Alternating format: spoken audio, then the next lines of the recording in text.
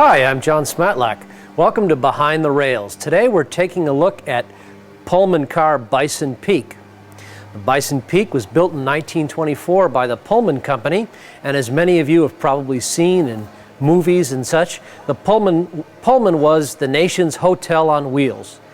The Bison Peak was in service with the Pullman Company until about 1953 when the Santa Fe Railway purchased the car and converted it into a coach. After the Santa Fe Railway was done with it as a coach, it was used in work service. We got the car in the 1980s. It was painted silver, lettered for maintenance of way service, and had some major modifications done to the interior.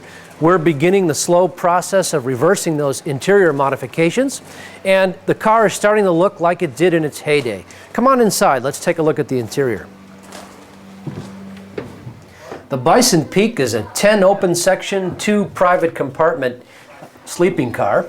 The private compartments here are still under restoration, but the open sections are starting to come back to their former glory. When the car was placed in work service, they left these open sections with the sleeping accommodations in place, but they did some modifications, repainted it. The private compartments had been sacrificed to become shower areas for the work crews. The open section is the classic sleeping car accommodation. This is made up as it would be during the day, where you've got a seat here, 2 seats facing each other, and then you've got the upper berth in the closed position. This is how it would be during the day. At night, the 2 seats down here come together. So these slide together here, and a mattress gets placed on top, and then the upper berth gets lowered down. We'll take a look at that. We've made up some of those down at the other end of the car.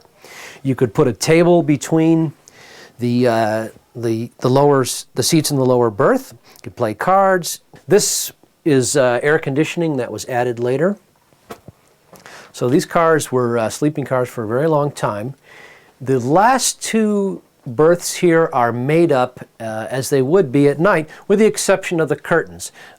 They would be equipped with full-length curtains all the way from this railing on the top down to the floor. So that's why the pictures you see of actors' heads sticking out of the curtains was probably the more familiar one. But here we've started to display the open sections as they would be set up for sleeping accommodations. As time goes on, we'll be able to do more restoration work on the car and add more details.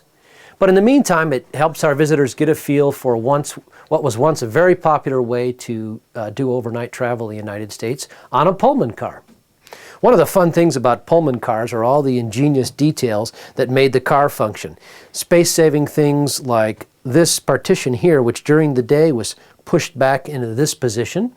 And then at night, when they made up the berths, the partition comes out here, locks in place over here, and then the upper berth comes down, and it makes it into the complete compartment once the curtains are added. These Pullman cars, built in the 1920s, were designed to look like wood cars, the wooden cars that they replaced. This green paint that you see here on the interior would really be representative of the final operations in the 50s and 60s. When this car was built, it had a beautiful wood-grained interior, so the interior was faux-grained to look just like a wooden passenger car. The public was accustomed to riding in wooden cars, and that was the style of decoration at the time.